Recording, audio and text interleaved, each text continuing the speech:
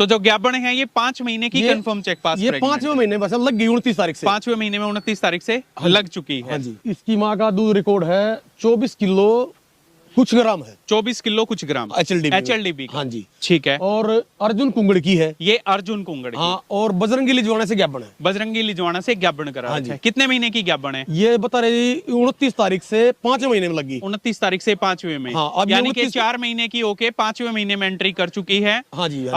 लगभग 4 महीने 10 दिन के आसपास की गैबन है। बिल्कुल। तो बजरंगी लिजवाना का सीमन लगा रखा है 17।